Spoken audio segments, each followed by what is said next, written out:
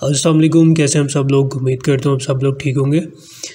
WordPress के course के आज के इस लेसन में हम बात करेंगे कि थीम को जो है वो कस्टमाइज़ कैसे किया जाता है। थीम के अंदर जो है जो उसका लोगो है और बाकी जो उसका मेन्यू है उसको कैसे चेंज किया जाता है और कैसे हम जो है एक नया मेन्यू ऐड कर सकते हैं। मुकम्मल जो है उसको कस्टमाइज़ कैसे किया जाता है थीम को, ठीक है। तो मैं आपको लेके चलता हूँ स्क्रीन पे और दिखाता हूँ कि आपने कैसे चेंज करना है। तो यहाँ पे अगर हम देखें, अगर वेबसाइट हम विज़िट करें अपनी, तो यहाँ पे मैं आपको दिखा देता हूँ। अभी फ़िलहाल जो हम थीम यूज़ कर रहे हैं तो इसके अंदर देखें कुछ भी नहीं है। फ़िलहाल हमने कोई पोस्टिंग नहीं की, कोई कुछ नहीं किया। तो आज जो है हम जो है एक तो यहाँ पे ये आप लोगो कैसे चेंज करेंगे। सेकंड वन इज़ कि यहाँ पे जो है आपको जो कैटेगरीज़ नज़र आ रही होती हैं, यहाँ पे टैब बने नज़र आ रहे होते हैं, ठीक है। इस तरह ये दो टैब बने हुए हैं ना, तो यहाँ पे हम जो है इस मेन्यू को चेंज करेंगे। यहाँ पे जो है अपनी मर्ज़ी से आप कैसे जो है यहाँ पे टैब बना सकते हैं, ठीक है। तो वो सीखेंगे इंशाल्लाह। तो चलते हैं स्क्रीन की तरफ। सबसे पहले आपने जो है डैशबोर्ड में आ जाना है वर्डप्रेस की। उसके बाद आपने सिंपली अपीयरेंस में आना है। अपीयरेंस में यहाँ पे 4-5 ऑप्शंस आपको नज़र आएंगे। एक तो कस्टमाइज़ है, आप यहाँ से कस्टमाइज़ कर सकते। उसके बाद अगर आपने मेन्यू चेंज करना है तो सबसे पहले आपने मेन्यू पे आ जाना है, ठीक है, क्योंकि हमने मेन्यू चेंज करना है। तो मेन्यू से पहले जो है अगर हम कस्टमाइज़ पे जाएँ तो हम जो है इसकी जो लोगो है वो हम सबसे पहले चेंज कर लेते हैं। मैं आपको बता देता हूँ कि आपने चेंज कैसे करना है।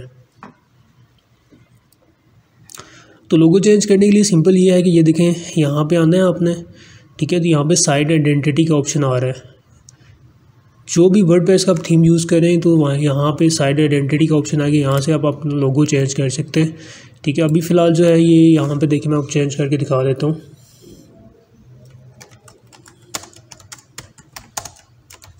फॉर एग्ज़ाम्पल जो है मैं ये टाइप कर देता हूँ, ठीक है। टैग लाइन का ये होता है कि टैग लाइन आप जैसे मेक मनी ऑनलाइन है ना, ये यहाँ पे आपका जो कंपनी का नेम होगा उसके नीचे आप टैग लाइन, एक जो है टैग लाइन उसके रिलेटेड आप यहाँ पे लिख सकते हैं, ठीक।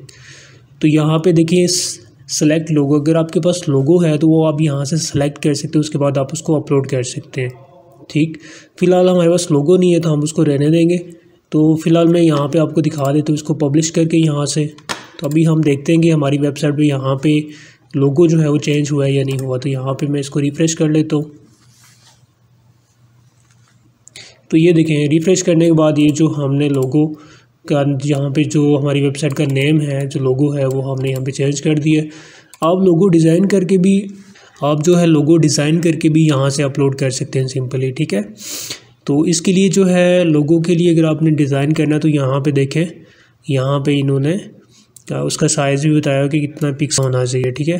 512x512 पिक्सल्स, ठीक है। यहाँ से फिर आप इसको अपलोड कर सकते हैं, ठीक है। उसके बाद आप सिंपली पब्लिश करेंगे तो यहाँ पे ये लोगो चेंज हो जाएगा, ठीक है। अगर आप रिटन में लिखना चाह रहे हैं तो आप रिटन यहाँ पे लिख के उसके बाद पब्लिश कर दें तो यहाँ पे ये चेंज हो जाएगा, ठीक है।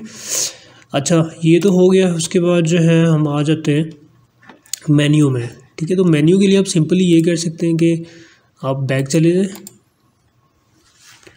यहाँ पे अपीयरेंस में आए, उसके बाद आप मेन्यू में आ जाए सीधा, ठीक है। मेन्यू में आके आपने क्लिक करना है।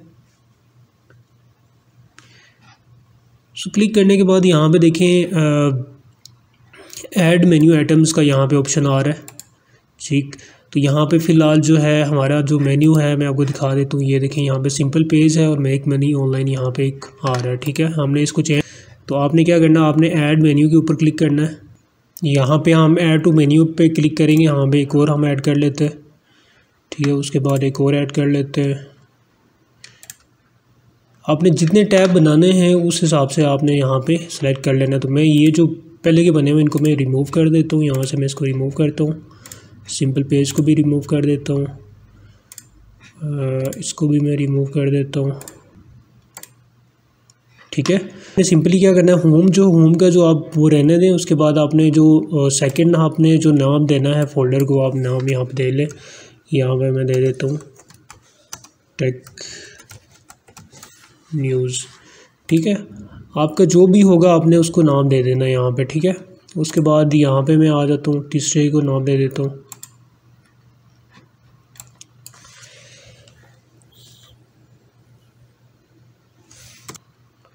ये हो गया ये, और हम तीसरा जो है यहाँ पे ऐड कर देते हैं।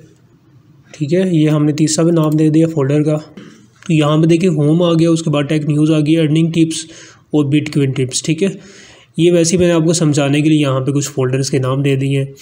ये बेसिकली हम मेन्यू बना रहे हैं। तो उसके बाद आपने सिंपली क्या करना है, बल्क जो है सिलेक्ट कर लेने आपने सारे। ठीक है, जब तक आप सिलेक्ट नहीं करेंगे उसके बाद आप इस मेन्यू को क्रिएट नहीं कर सकेंगे। तो आपने सिंपली क्या करना है, क्रिएट मेन्यू के ऊपर आपने क्लिक कर देना है। क्रिएट मेन्यू के ऊपर क्लिक करने के बाद आपने जो है डिस्प्ले लोकेशन के ऊपर आपने टिक कर देना है। ठीक है, ये प्राइमरी मेन्यू है हमारा। तो उसके बाद आपने सिंपली सेव करना है इसको। ठीक है, क्रिएट मेन्यू करने के बाद आप सेव करेंगे तो आपका मेन्यू शो होगा। आप सेव से